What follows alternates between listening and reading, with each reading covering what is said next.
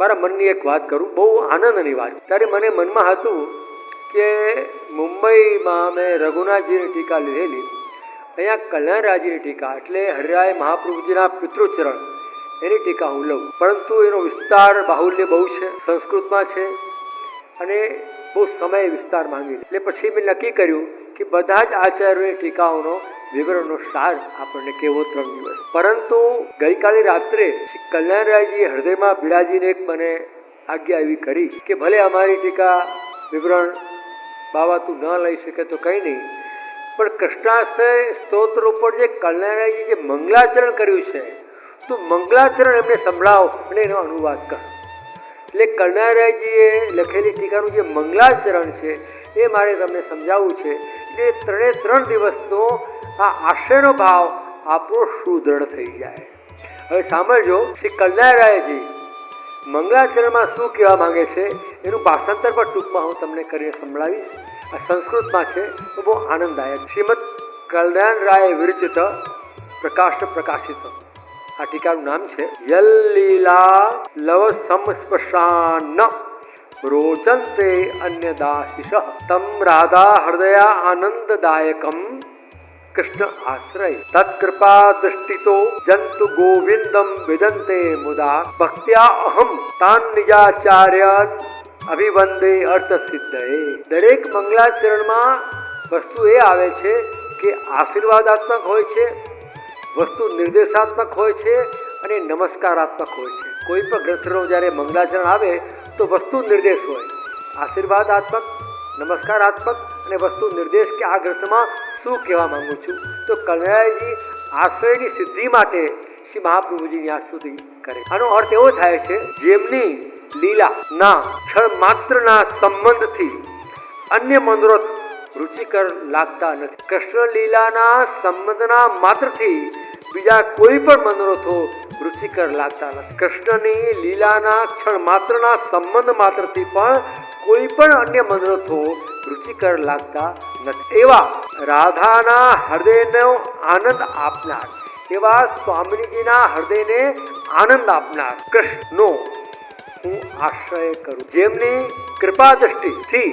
જીવ ગોવિંદને પ્રાપ્ત કરે છે, જેમની કૃપા દ્રષ્ટિથી જીવ ગોવિંદને પ્રાપ્ત કરે છે એ નિજાચાર્ય ચરણો આપણા શ્રી આચાર્યજી મહાપ્રભુ જેમની કૃપા દ્રષ્ટિથી જીવ ગોવિંદને પ્રાપ્ત કરે છે એવા નિજાચાર્ય ચરણો ને ભક્તિપૂર્વક હું અર્થની સિદ્ધિ માટે પ્રસન્નતાપૂર્વક વંદન કરું. કયા અર્થની સિદ્ધિ માટે? કે કૃષ્ણાશ્રય ગ્રંથનું વિવરણ અમે કરી શકીએ અને એના દ્વારા જે આશ્રય દ્રઢ આશ્રયની ફળરૂપતા છે એ વાંચનાર, સાંભળનાર, મનન કરનારને સિદ્ધ થાય એવી પ્રાર્થના કલ્યાણરાયજી મહાપ્રભુજીને કરે છે. આ એનું મંગલાચરણ. હવે ગઈકાલે આપણે 3 શ્લોક લીધા. એમાં પૂર્વમાં કહ્યું તેમ કે શરૂઆતના 3 શ્લોકો છે એ લોકનો આશ્રય છોડવા માટે છે. આપણે લોકનો જે આશ્રય હોય ને કે મને ડૉક્ટર બચાવશે, વકીલ બચાવશે, સગા બચાવશે, વેવાઈ બચાવશે, પાડોશી બચાવશે, ફલાણા બચાવશે, મિનિસ્ટર બચાવશે, છોકરો બચાવશે, આ બધા જે બચાવવાના જે આપણે જે નિર્ણયો લઈને બેઠા છીએ, ખરા ટાઈમે કોઈ કામ આવે કે ન આવે કોઈ ભરોસો ના રાખી શકાય. પણ પ્રભુ કૃષ્ણ તો આપણો ઉદ્ધાર કરશે, આપણો હાથ પકડશે, આપણી સેવા લેશે એ નિશ્ચય માન. અને એ પછીના જે શ્લોકો છે 3, 4, 5 અને 6 એમાં ધર્મનો આશ્રય. એટલે ધર્મનો આશ્રય અહીંયા છોડવાની વાત નથી, પણ ધર્મીને ભૂલીને ધર્મનો આશ્રય નહીં કરવો એમ કહેવા માંગે. ગઈકાલે સમજાવ્યું હતું ને કે સ્વાસણ સ્ત્રીના જે મંગળસૂત્ર, ચૂડી, બંગડી, ચાંદો ઇત્યાદિ છે એના ધર્મ છે ને એનો પતિ એ ધર્મી છે. એમ સેવા એ આપણો ધર્મ છે, પણ સાક્ષાત પ્રભુ એને શું ગમે છે? અમારા એક પ્રાચીન સમયમાં એક વહુજી હતા, અત્યારે તો વાર નથી મળતા એવા વહુજી, પણ એમને એવો નિયમ હતો કે બાળકને જલ પીવડાવીને જ જલ પી, પતિને જલ પણ મથડીમાંથી સીધું નહીં.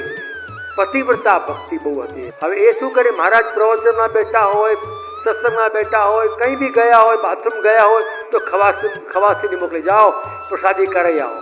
પેલા બાળકે પ્રસાદી કરીને પછી આપવું પડે. એ બાળકને ત્રાસ થઈ ગયો, દુઃખી થઈ જાય કે જાઓ પેલે પ્રસાદી કરકે આવો. તો આવી પ્રકારની સેવા એ તો બહુ ભારે પડે. અમદાવાદમાં નવરંગપુરામાં 1985માં અહીંયા તોફાન થયું, કોઠારી પોળમાં હું ત્યાં હતો. ત્યાં ભૂલથી એક નવરંગપુરા એક ભગવતી ત્યાં મારી પધરામણી, ત્યાં અમે અમારા બાળકો નાના અને ફસાઈ ગયા. ઠાકોરજી અમારા કોઠારી પોળ વલ્લભ નિવાસ. હવે કરવું શું? એ ઘરમાં બી એવો કાયદો કે લોટી આવે ઠાકોરજીને ધરી પછી આપવા. તરસ્યા મરી જાય માણસો બિચારા. હવે તમે ઠાકોરજીની પ્રસાદી ઝારીનું જલ તમારા મથરીમાં પધરાવો અને લઈ શકાય. વારંવાર ઠાકોરજી લીલા કરતા હોય, ક્રીડા કરતા હોય, વિરોનાથ કરતા હોય અને વારંવાર જલ ધરવાનું, આ કેવી વાત કહેવાય? આપણો વોચમેન હોય કે આપણો પટ્ટાવાળો હોય કે એસિસ્ટન્ટ હોય, વારંવાર કામ કરતા સાહેબ મારે પાણી પીવું, તમે પાણી પીવો, અરે આ કેવી વાત યાર, તારે પાણી પીવું છે મને પાણી પીવડાવ. તો આ રીતે ધર્મમાં પણ સેવામાં પણ પ્રભુને સુખ શેમાં છે એનો વિચાર કરવાનો. આ પુષ્ટિ ભક્તિની રીત છે.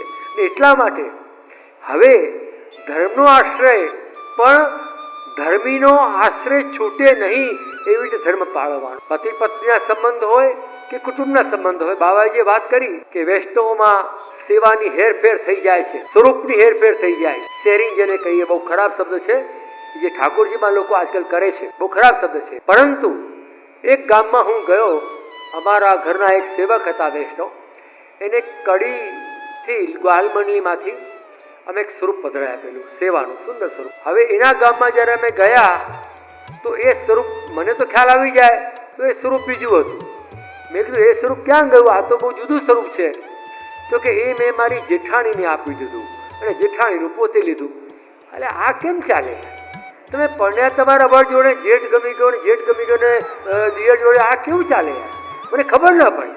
મેં બેનને શાંતિથી કહ્યું, બેન તું થોડા ખાવા પીને સરખી હતી બેન, આપણે ખાતા પીતા ઘરના કહીએ ને એવા. તો એ ખાતા પીતા ઘરના હતા. તો મેં કહ્યું તને મારા ઠાકોરજી મારા જેવા નાના લાગતા હોય, પહોંચી ના વળતા હોય તારા ભાવને, તો મોટા પધરાઈ આપત. બાળકલાલ જાડા પણ મારે ત્યાં બિરાજે છે, મોટા મોટા તગડા, તો એ પધરાઈ આપત. તે આ ઠાકોરજીને વગર ગુરુને પૂછે બારોબાર બદલ્યા કેમ, શેરિંગ કેમ કરી? ના કરાય આપણા. અને ઘણી વાર તો વૈષ્ણવોને ખબર છે કે ઠાકોરજી એકની 6 દેખાય અને 6 ઠાકોરજી 6 વર્ષ સુધી દેખાય. તો કેમ? તો કે જે પેલા ઠાકોરજી જ્યારે પેલા વહુને સુવાવાળા આવવાની હતી પધરાયા, લગ્ન આવવા નથી પધરાયા, અમેરિકા ગયા તો એવા પધરાયા કે પાછા લેવા જ નથી આવતા. આવા કેવા ભગવાન આપણા! એ અમેરિકામાં ઘણી વાર મંદિરોમાં માતા પિતાને છોકરાઓ મૂકીને જતા રહે છે, પછી મંદિરવાળા નિર્વાહ કરે. આવી રીતે ઠાકોરજીને કરવાની. અહીંયા તો કંકોત્રો છપાયો નહીં લગ્નનો, છોકરી છોકરાનો, અને ઠાકોરજીની ઝાંપી થઈ નહીં. ઠાકોરજી ફફડે કે મારે હવે બધાને હાથ જોડી જોડીને તમે આવજો, હો તમે આવજો, તમે આવજો, તમે આવજો, બધાને બોલાવી પગે લાગીને બોલાવા જાય, પણ ઠાકોરજીની ઝાંપી થઈ, ઠાકોરજીનો દેશ નિકાલ. આ જુઓ થાય છે. તમે લોકો નહીં કરતા હો, સમજો સાણા વૈષ્ણવ છો, તો ઘણી વાર મને આવા ભટકાઈ જાય. આ બાજુ કંકોત્રો ગયો પ્રેસમાં, કંકોત્રો આવ્યો નહીં, ઠાકોરજીની ઝાંપી તૈયાર પધરાઈ. અને આપણા બહાદુરો એવા વૈષ્ણવ લેવા બી તૈયાર થઈ જાય, લાવો ને ભાઈ. અને પછી લગ્ન થઈ જાય, 1.5-2 વર્ષ થઈ જાય, શ્રીમંતી બધું આવી જાય તો પધરાવાનો. હવે પેલા વૈષ્ણવ કે જે ઠાકોરજી માટે પાછા લઈ જવાનો ફોન કેમ થાય? હા, પછી ભક્તિનો ભાવ એટલો દ્રઢ થયેલો હોય ને, કહેવાની વાત એવો હોય. મને એમ થાય કે આવા ગુરુ કરવા જોઈએ ખરેખર. કોઈનો છોકરો આપણે ત્યાં રહેવા આવે, કોઈનો ધણી આપણે ત્યાં રહેવા આવે, પાછું મોકલવાનો નહીં. હા હા હા, મજા મજા, આનંદ આનંદ. આ કેવી વાત છે? વિચાર તો કરો આપણે. મેં ઘણી વાર જોયું છે. અમારા કડીમાં તારાબેન હતા, બરાબર, એને ત્યાં 20 ઠાકોરજી બિરાજે. કેમ તારાબેન? એ બિચારા બ્રાહ્મણ બધાને ત્યાં પધરાવી જાય, એ કોઈ લેવા નથી આવતું. અરે હું ઠાકોરજી પાછા કેમ પધરાવું? આ સારું, તમે લોકો મારા ત્યાં આવો ને પાછા ના જાઓ તો હું તમને ઘેર નહીં કાઢું. હું એવો જ છું, તમારો જેવો જ છું. એક સંગ તો મને તમારો ને. તો કહેવાનો મતલબ છે ધર્મ કરતા પણ ધર્મીની પ્રધાનતા વધારે, ધર્મીની પ્રધાનતા વધારે. તો આપણે અહીંયા એ સમજવાનું કે ભગવત સેવા આપણે ત્યાં સાક્ષાત બિરાજે છે, આપણે ત્યાં પ્રતિક ઉપાસના નથી. જ્યારે વલ્લભ ઠાકોરજીને સેવ્ય કરે છે ત્યારે જ્યાં જે શ્રીઅંગનું અંગ છે એ સ્વરૂપ પ્રફુલ્લિત આનંદિત પ્રગટ થાય છે. એ સ્વરૂપની ભાવના કરવાની છે. જે બાવાએ જે કહ્યું, અમે જે કહી રહ્યા છીએ કે સ્વરૂપમાં આ બધા અલગ અલગ જે સ્વરૂપો છે ને, આ ગાયત્રી ભાષ્યમાં આવું આવે છે કે અહીંયા આપણે આપણા સ્વરૂપને ભૂલી ગયા છીએ, એ દૂર કરવા માટે ગાયત્રી ભાષ્ય છે. ને એને કહેવાય છે શાસ્ત્રમાં આપણા અવિદ્યા. અવિદ્યા એટલે શું? આપણા સ્વરૂપને ભૂલી જવું. આપણા સ્વરૂપને ભૂલી જવું એનું નામ અવિદ્યા. અત્યારે શું થાય છે? લોકોને સત્સંગ કરવાનો શોખ, યાત્રા કરવાનો શોખ, ભગવદીઓને મળવાનો શોખ, ભગવદીઓથી કંઈ ને કંઈ પડાઈ લાવવાનું, આપી દો બધા અમે ભગવદી બની જઈએ, સત્સંગ કરીએ, પૂજાવા માંડીએ, અમારી પધરામણી, અમારી તપેલી, અમારી બધી કરો. એવું અત્યારે વાતાવરણ કલિયુગમાં છે. તો આમાં શું થાય? મને વલ્લભનું સ્વરૂપ સમજાવો ને, મને શ્રીનાથજીનું સ્વરૂપ સમજાવો ને, મને યમુનાજીનું સમજાવો ને, મને બંટાનું, ઝારીજીનું, માખા મિશ્રનું સ્વરૂપ સમજાવો ને, મને સૈયાનું સ્વરૂપ સમજાવી દો. ચલો, મારો બેડો પાર થઈ જાય. પણ હરિરાયજી પોકારીને શિક્ષાપત્રમાં કહે છે કે ભાઈ બધા સ્વરૂપ સમજી લો, ચાલો બધા સ્વરૂપનું ખ્યાલ. પણ મારું પોતાનું સ્વરૂપ શું છે એ જો મને ખબર નથી તો સ્વરૂપ કોને જ્ઞાન થશે? સ્વરૂપનો વિચાર કરો. આપણે ક્યાંથી આવ્યા? આપણે ક્યાં જવાના છીએ? આપણે કોણ છીએ? આપણને વલ્લભનો સંબંધ શું છે? આપણને આપણા સ્વરૂપનું ભાન નથી તો ઠાકોરજીનું, યમુનાજીનું, ગિરિરાજજીનું, વલ્લભનું સ્વરૂપ સમજ કોને પડશે? આપણે બધા બેવ જ છીએ. આપણે ક્યાંક જવું છે તો હું કોણ છું ને ક્યાં જવું છે તો નક્કી કરવું પડે કે નહીં? કેટલી બધી બસો, કેટલી બધી ટેક્સીઓ, પ્લેન, ટ્રેન, ગાડીઓ, બધું જવાનું સાધન છે, પણ કોણ જવાવાળું છે? ક્યાં જવાનું છે? ટિકિટ કન્ફર્મ છે કે નહીં? બધાને કંઈક જાણી લેવું છે. પણ મહાપ્રભુજી કહે છે કે સ્વરૂપ વિસ્મૃતિ દૂર થાય તો આપણા સ્વરૂપનું ભાન થાય, ને આપણા સ્વરૂપનું ભાન થાય એટલા માટે ગુસાઈજી સિદ્ધાર્થ મુક્તાવલીમાં કહે છે કે સેવાનો અધિકારી કોણ બનશે? કે જેને પોતાના સ્વરૂપનું ભાન હોય, સેવાના સ્વરૂપનું ભાન હોય, ઠાકોરજીના સ્વરૂપનું ભાન હોય અને માર્ગના સ્વરૂપનું ભાન હોય, એને સેવા અને સાનુભાવ થાય. પણ આપણને ષોડશ ગ્રંથો ગમતા જ નથી, ખાલી યમનાષ્ટક અને સર્વોત્તમજીની પાછળ પડી જઈએ. પાઠ બેસાડો. અમારા માર્ગમાં, શાસ્ત્રમાં પાઠ બેસાડવો એટલે ગુરુ દ્વારા ભણાવવામાં આવતો પાઠ કરવો નહીં. અમે તો જ્યારે કહી હું પાઠ ભણાવું છું એટલે પેલા પાઠની કારક મારા છોકરાને વિઝા મળી ગયો, રોગમાંથી મુક્તિ મળી ગઈ, ને મારું ઘર બની ગયું, છોકરી પરણી ગઈ, ને માંદગીમાંથી બહાર આવી ગયો. સર્વોત્તમ બેસાડો. અને એવા જ જગ્યાએ સર્વોત્તમ બેસાડવાના છે ઘરમાં સેવા જ ના હોય, કોઈને સામગ્રી કરતા બી ના આવડતું હોય, ટાઈમ બાઈમ બી પાળતા ના હોય, બધા બીજાથી બોલાવીને સામગ્રી કરાવે. અને પછી ભગવતી મળી જાય, કોપરાની સામગ્રી કરજો, ઘી નહીં જાય બધાને. પછી એવા ચતુર શિરોમણી મળે આપણે, ભાઈ એમાં કાપ કરવાનું. અને એવા ઘરના પુરુષો તો હાજર જ ના હોય, કારણ કે લેડીઝ શું કામ છે? સર્વોત્તમ યમુનાષ્ટકમાં આપણે શું લેવા દેવા? કોઈ ઘરનો પુરુષ હાજર ના હોય. તમારે ત્યાં કિટી પાર્ટી હોય, બર્થડે, જન્મદિવસ હોય તો કેટલા બધા હાજર રહો છો? સાચું કહેજો, ઈમાનદારીથી કહેજો. મારી વાત આશ્રયની વાત કરું છું. આપણે ત્યાં નાના બાળકનો જન્મદિવસ હોય કે આપણા લગ્નનો દિવસ હોય કે આપણી પત્નીનો જન્મદિવસ હોય તો કેટલા બધા તાગર ધીના કરી અને કેવા ઘરનો એક મેમ્બર તૈયાર. અને એમાં ઘરવાળો તો પહેલો સગુણદાસ યા ઘરનો સેવક પહેલો આવી જાય. એ સિવાય કામ કરે કોણ? છોકરાઓ તો માને કે ના માને, પહેલા તો માનવું જ પડે ને. તો બધા તૈયાર. પણ આપણા ઘરમાં પાઠ રાખ્યા હોય, આપણા ઘરનો પાઠ હોય તો કોઈ વૈષ્ણવ હાજર રહે નહીં. આ અત્યારે આપણી કહાણી છે. બોલો, આ ખોટી કહાણી છે કે સાચી? નક્કી કરી લો. મનને પૂછો, પોતાના મનને. ઘરના માતા પિતા પત્નીઓ કે આજે ઠાકોરજીનો પાઠોત્સવ છે, જરા વહેલા આવજો, આપણે ઠાકોરજીને ધરી પ્રસાદ લઈને પછી જજો. આજે આપણે ત્યાં પાઠ છે, બધા પુરુષો હાજર રહેવું છે. એક મહેમાન તમારે ત્યાં વેવાઈ વહેલા આવે તો બધા હાજર થઈ જાય. ના વેવાઈ છે ને ભાઈ, તો આ તમારા સગા વૈષ્ણવ નથી, એને કન્ટિન્યુ સંબંધ નહીં માનવાનો, ખાલી લૌકિકનો સંબંધ માનવાનો. જે લગ્ન જે માત્ર આ દેહ સુધી છે ને આ વૈષ્ણવો પ્રાણ સુધી છે, કન્ટિન્યુ સંબંધ છે મારો ને તમારો. આ તમારા મારા સગાવાળાનો આ દેહ સુધી સંબંધ છે, પણ મારો ને તમારો કન્ટિન્યુ આત્માનો સંબંધ છે. તો આજના કહેવાતા સો કોલ વૈષ્ણવો શું કરીએ છીએ આપણે? કે પાઠ કરીએ છીએ, ઘરના કોઈ હાજર નહીં. કદાચ વહુ દીકરા બી ભાગ્યશાળી હોય તો હાજર હોય કે ન બી હોય, એનું કોઈ ગેરંટી નહીં. અને એમાં પાછો પૂછવું પડે છોકરાઓને કે ભાઈ પાઠ રખાવીએ? ના, આજે મારે ટ્યુશન છે, આજે મારે ટાઈમ છે, આજે મારે ક્લાસ છે, આજે નહીં. તો 12 મહિના તો પાઠ કરવામાં જતા રહે, ક્યારે રાખવા? અને અમે લોકો બહાર જઈએ ને ત્યારે રાખજો. આ સુધી અમદાવાદમાં ક્યાંય નથી હો, ભૂલથી અમદાવાદમાં નથી. ના હો, આ તો અમદાવાદ તો મારું ગામ છે, મણિનગર તો મારું. આમાં તો હોય જ નહીં, જરાય ના હોય. આ તો સિરિયલ હજી બની નથી ને, હવે આવશે. આ સિરિયલ પર ધીરે ધીરે આવવાની છે, લાઈવ આવવાની છે, સ્ટાર પ્લસ પર આવવાની. તો વિચાર કરો, આશ્રયની વાત કરતા પહેલા આશ્રયની વાત આ કેવી જરૂરી છે. કયા ભાવથી આપણે આશ્રયની વાત કરશું? કે આપણા ઘરમાં સગાવાલા આવતા હોય, પાડોશીઓ આવતા હોય, ઇન્સ્પેક્ટરો આવતા હોય તો ચા પાણીને જલસા.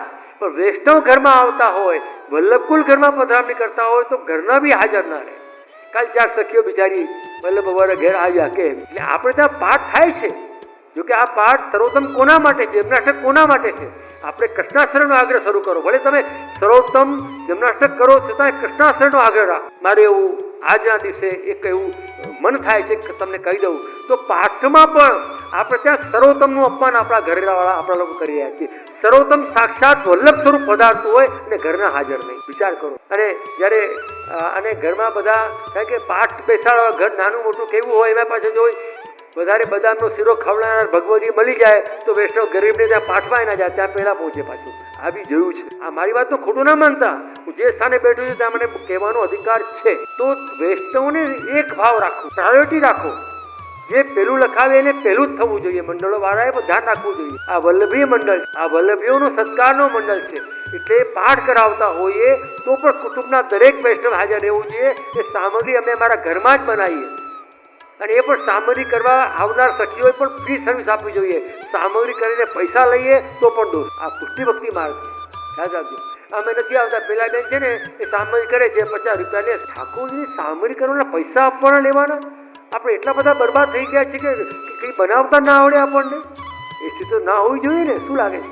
મને શરમ આવે છે બોલતા. બોલો પણ શું કરું? એટલે હું પાઠમાં ક્યાંય જતો બી નથી. કારણ કે જેને ઘરમાં કંઠી બી ના હોય, બ્રહ્મસંબંધ બી ના હોય, ટાઈમ સમય પાળતા બી ના હોય, દેખાદેખીમાં પાઠ. આ બધી વસ્તુઓ જેટલા બી મંડળો ચલાવનારા મારા સ્નેહી ભગવતીઓ છે બધાને હું એક સહજ સલાહ આપું છું કે પાઠ કરવાના બી એક નીતિ નિયમ હોવાડે. છોકરાઓ વિડીયો ગેમ રમે છે ને, વિડીયો ગેમ એમાં બી ટર્ન ઓફ કન્ડિશન હોય છે, એમાં બી નિયમ હોય છે. તો આપણે એ બી ભૂલી જવાનું. છોકરાઓ જે વિડીયો ગેમ રમે છે ને, વિડીયો ગેમ એમાંય નિયમ હોય ને આપણે વૈષ્ણવને કોઈ નિયમ નહીં. અરે દયારામભાઈ એટલે તો કે છે મનનો ગુરુ મન કરી લે સાચો રસ્તો જડશે, દયા દુઃખે સુખમાન સાચું કેવું પડે. આ કેમ કહી રહ્યો છું કે કૃષ્ણાશ્રય થઈ રહ્યો છે અને કૃષ્ણ આશ્રય માટે દાસ બનવું બહુ જરૂરી છે, ખૂબ જરૂરી છે, અતિશય જરૂરી. અને જ્યારે હું પોતાને વલ્લભનો દાસ માનું છું, આપણા મહાપ્રભુજી પોતાને દાસ માને છે, ગુસાઈજી પોતાને દાસ માને છે, શ્રી ગોખલેજી પોતાને વૈષ્ણવ થયાનો ઉત્સવ મનાવે, હરિયાજી પોતાને દાસ માને. દાસ એટલે પાસ અને શરણ આયસો તારે. કે આ કૃષ્ણાશ્રયનો પાઠ અને કૃષ્ણાશ્રયનું વિવેચન, કૃષ્ણાશ્રયની ભાવ સંગતિ આપણા હૃદયમાં ઉતરીને અને ભગવતીઓ કેટલાક કહે છે કે શ્રી વલ્લભ નખ ચંદ્ર છટાવીને સબ યુગમાં આય અંધેરો. વલ્લભના જે નખ છે ને 10 તો એ બધા ચંદ્ર સમાન છે અને વલ્લભ પોતે સૂર્ય. આ પ્રાણ છે. આચાર્યો ઘણીવાર કહે છે 10 પ્રાણ છે આ 10 શ્લોકો. અને 11મો શ્લોક જે છે એ આત્મ સ્વરૂપ. અને જે ભાગવતના 12મા સ્કંદમાં આશ્રય લીલા છે, 2 થી 9 સુધી બધી જે બી લીલાઓ છે, અને 12 સ્કંદમાં આશ્રય લીલા. આ જે સૌથી વધારે જરૂર છે આશ્રય. અને આશ્રય દર થાય એ જ આ ત્રિદૃશ્ય તત્વનો હેતુ છે, ફલ છે. આપણામાં આશ્રય દળ થાય એટલે આશ્રય દળ થાય એવો હુકમ કરવાનો મારો નથી. મારામાં બી દળ થાય, તમારામાં બી દળ થાય.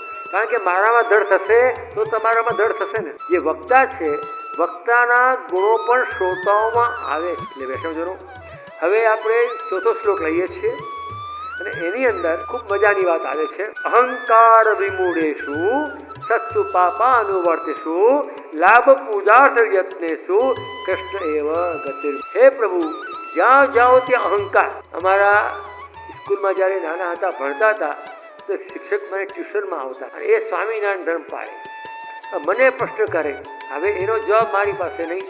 મને કે અમારા મંદિરમાં જઈએ તો અમે તો મિત્રોને સગાઓ લઈ જઈએ તો એમને પ્રસાદ અમને મળે. તમારા મંદિરમાં જઈએ તો પૈસા ના આપે તો પ્રસાદ બી ના મળે. કેમ આવું? હું હવે ગણિતમાં કાચો, ગણિત તો સાહેબ એટલે મૂડી નીચે ગણી બેસી જવું. શું કરવું? કોને કહું? મને આ બધી ખબર નહીં વહીવટ કેમ થાય. મને તો સેવાની ખબર, સ્વરૂપની ખબર, વહીવટની ખબર તો વહીવટદારને. મારે વહીવટ કરવો નથી. એ વોટ જ મારી પાસે નથી કે વહીવટ કરું. એ વોટ લાવું ક્યાંથી? વહીવટ કરવા માટે વટ જોઈએ ને, વટ નથી મારી પાસે. હું દાસ. તો કહેવાનો મતલબ આ થાય છે કે અહીંયા પણ આજે આપણી સ્થિતિ તમે જુઓ કે કોઈ નવો વૈષ્ણવ આપણા માર્ગમાં આવે, આપણી હવેલીમાં બી આવી જાય કે આપણી બેઠકમાં બી આવી જાય અને પૂછે કે ભાઈ રાજભોગ ક્યારે થવાના છે, તો કોઈ શાંતિથી જવાબ આપનાર નથી. બોલો, એવા તિરસ્કારપૂર્વક, ઉદ્ધતાઈપૂર્વક જવાબ આપે કે વૈષ્ણવને મળે દુખાય. એટલે તો બોર્ડ લગાવવા પડે છે, ભાઈ મંગળા આટલા વાગે, શૃંગાર આટલા વાગે. અને બીજી વાત તમને કહું, આ અહંકાર કેમ આવી જાય છે આપણને? અહંકારનો મતલબ છે સ્વરૂપની વિસ્મૃતિ. ભક્તિનો મતલબ છે, આશ્રયનો મતલબ છે અહંકાર, અહમ દાસો અહમ, આપણે આપણા અહંકારને દાસ બનાવી દીધો અને આપણું સ્વરૂપ બદલાવી ગયું. કન્યા મંડપમાં બેઠી બેઠી વિચાર કરે કે મારું તન ધન બધું મારા પતિનું થઈ ગયું, હવે હું તો ખાલી. એવું નથી, અધૂરી વાત છે, એક પક્ષી વાત છે. પણ એ વિચાર કરે કે મારા પતિ જ્યારે મારો થઈ ગયો, એનું નામ, એનું સમૃદ્ધિ, એનું વૈભવ, એ બધું મારું થઈ ગયું કે નહીં. તો જ્યારે બ્રહ્મસંબંધ લઈએ છીએ તો માત્ર આપ નથી કરતા, આખા પ્રભુને આપણે પોતાના બનાવી લઈએ છીએ. એ કેમ ભૂલીએ? જ્યારે બ્રહ્મસંબંધ લઈએ છીએ, સમર્પણ કરીએ છીએ તો પ્રભુ આપણા બની જાય છે, એ શ્રીજી આપણા બની જાય છે. અને રહી વાત, જેમ બાબાએ કહ્યું કે, અને ગાયત્રી ભાષામાં બી આવે, જે સ્વરૂપમાં તમારી આસક્તિ હોય, ભર્ગો દેવશ ધીમહિ યો યો ન પ્રચોદયાત તો સવિતુર્વરેણ્યમ. અહીંયા વરણ થાય છે, જે લગ્નમાં વર કન્યાનું ને કન્યા વરનું જે વરણ કરે એટલે અપનાવે, એમ ઠાકોરજી તો ભક્તનું વરણ કરે છે. એ વાત તો સાચી, પણ પુષ્ટિમાં ભક્ત પણ પ્રભુનું વર્ણન કરે છે કે આ સ્વરૂપ નહીં, મને આ સ્વરૂપે આપ અનુભવ કરાવો, આ સ્વરૂપે રસદાન કરો, આ સ્વરૂપે મને આલિંગન કરો, આ સ્વરૂપે મને લીલામાં લઈ જાઓ. એવા ભક્તની સેવા છે. હવે વિચાર કરો તો દરેક જગ્યાએ મોટા ભાગે તો શ્રીનાથજીની સેવા આપણે કરીએ છીએ કે લાલણની કરી, બધા સ્વરૂપો ક્યાંથી લાવીએ? પ્રશ્ન થાય કે ન થાય?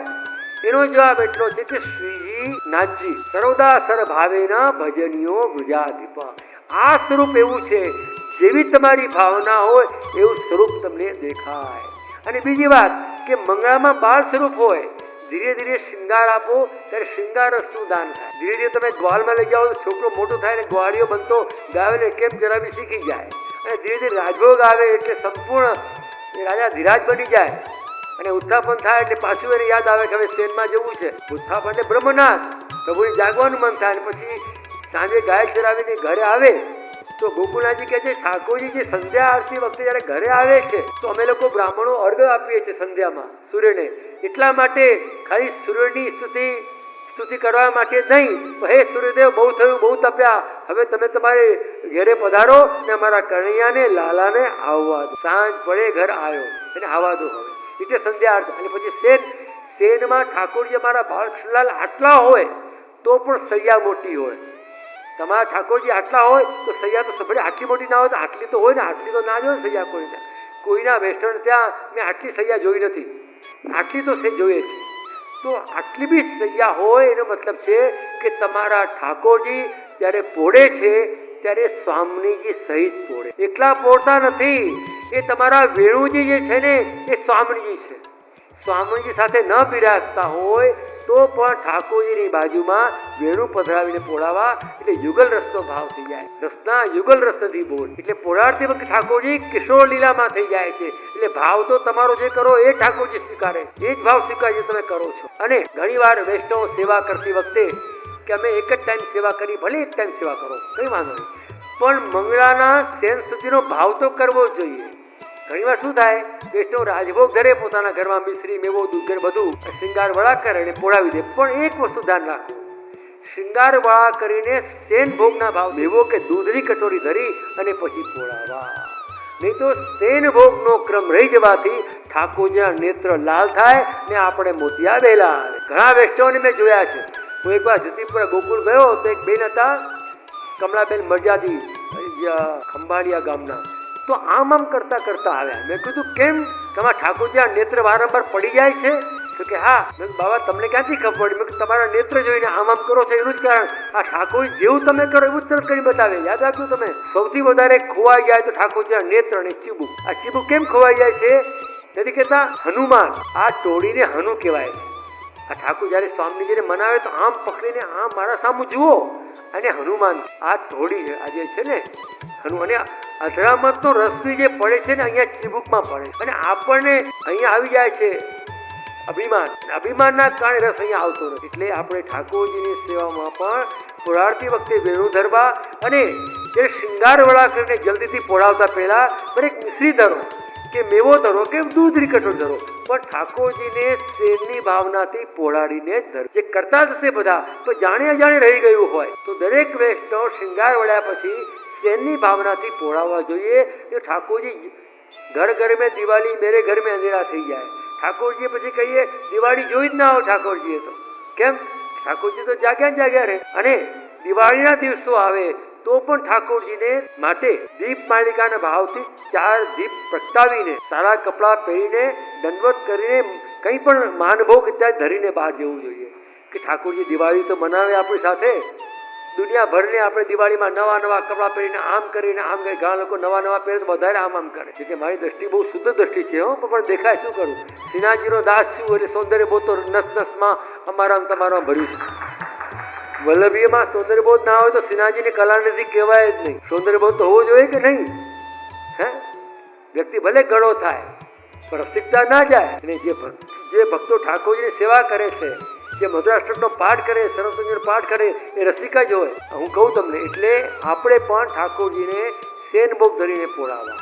અને બીજું, ઘણી વાર આવા પ્રશ્ન આવે કે બીજાના ઠાકોરજી, બેના ઠાકોરજી, વેવાઈના ઠાકોરજી આપણા ઘરમાં પધાર્યા હોય તો જે અમે સાથે ભોગ ધરી દઈએ. હું તમને જાહેર કોઈ આજ્ઞા પણ નથી આપતો, તો મારો પોતાનો એક ભાવ એવો છે કે મારો કોઈ પ્રેમી ભક્ત આવે છે, જ્યારે સ્નેહી ભક્ત, ત્યારે એને કહું છું કોઈ પણ ઠાકોરજી પધારે એનો સત્કારથી, આપણે સન્માનથી પધરાવા બાજુમાં, પણ ભોગ એને અલગ ધરવો. આપણા ઠાકોર જોડે એને ભોગ ધરવો નહીં. કારણ શું કે આપણે આપણા ઠાકોરજીનો અધરામત લઈ શકાય, એ એના ઠાકોરજી, એનો પતિ છે, એટલે જુદું ધરવું. ભલે વસ્તુ એક જ બનાવો પણ એક સાથે બે ધરવા નહીં. કારણ તમે જુઓ કે તમે આપણા ઘરમાં નાનું બાળક હોય, બીજું આવી ગયું હોય તો એક સાથે બાળક ન બી જમે, એમ કે મને બીજા વાટકામાં આપો, એવું એટલું નહીં ખાવું, કે ના કહે.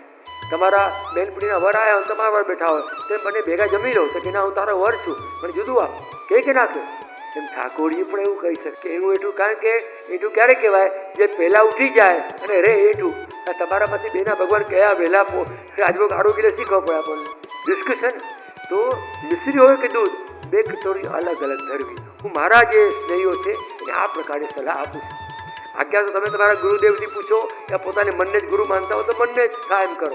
પરંતુ રીત આ છે કે આપણા ઠાકોરજીનો અધરામત આપણે લેવાય. આ પુષ્ટિ માર્ગની રીત બતાવું છું. આ વર્તમાન કહેવાતા પુષ્ટિ માર્ગની રીત મારે જાણવી નથી, સાંભળવી નથી, પણ પુષ્ટિ ભક્તિ માર્ગ જેને આપણે કહીએ છીએ, જે માર્ગથી આપણે સંબંધિત છીએ, એ મૂળ વાત કરવા માંગુ છું. કારણ કે એ મૂળ વાત કહેવાય. કાચી છાસ રૂચી નહીં આવે, સુર ખવૈયા ઘીકો, મિલવો નૈના ઢીકો. અહીંયા અહંકાર જે આવી જાય છે વિમોઢેશું. અને શું થાય છે કે મોટા મોટા પંડિતોમાં, મોટા મોટા ભગવદીઓમાં, મોટા મોટા જાણકારોમાં અભિમાન, અહંકાર. આ અહંકાર શું થાય કે હું પણ આવવાથી આપણા બધા કરેલા સત્કર્મો જતા. દીનતા પાત્રમાં મન મણી મૂકી ભેટ ભગવંતજીને ધરવાનું છે. જેટલી દીનતા એટલી પાત્રતા. દીનતા એટલે શું? વેવલાપણું નહીં. દીનતા શોભે ક્યારે? આ બહુ રહસ્યની વાત તમને કહું. કારણ કે દીનતાવાળા હોય, પણ દીનતા શોભે ક્યારે? એક વેલ હોય, એ વેલને તમે એક દંડો કે કોઈ પણ વૃક્ષ નીચે જોડી દો તો વેલ ઊંચી ચડી જાય. દીનતા વેલ જેવી છે, એને વલ્લભના ચરણાવીને ધરતામાં જોડો તો દીનતા સાચી. બાકી તો આવી દીનતા તો કોઈ બી તમને મારી લઈ જાય. દીનતા અમે બહુ દીનતાવાળા છીએ, બધાનું માની લઈએ, બધાનું ખાઈ લઈએ, કોઈનું ના પાડીએ. આ દીનતા તો ભ્રષ્ટ કરનારી છે. આવી દીનતા ના હોય. દીનતા તો દ્રઢતાથી શોભે. એક વેલ દીનતા છે, છૂટી મૂકો તો બિલાડી, કૂતરા, બાળકો બી તોડી નાખે. એ વેલને લકડી ઉપર કે કોઈ સ્થળ ઉપર કે કોઈ થડ ઉપર ચડાવીએ તો વેલ ઊંચી જાય કે ન જાય? તો આ દીનતા જો મારા તમારામાં છે તો વલ્લભના ચરણારવિંદ રૂપી દ્રઢતાના થડમાં, મૂળમાં એને ચઢાવવું ઉપર, તો આપણી શોભા વધે. દીનતા કર્યા તો આપણા બધું લઈ જાય લોકો, એવું ના ચાલે. દીનતા તો શોભવી જોઈએ, પ્રભુને ગમે. કારણ કે દીનતા પાત્રમાં મન મણી મૂકી ભેટ ભગવંતજીને ધરવું. આજે પાત્રતા એટલે શું? એ દીનતા. દીનતા એટલે શું? ઘેરું અને ઊંડું પાત્ર, છીછરું નહીં.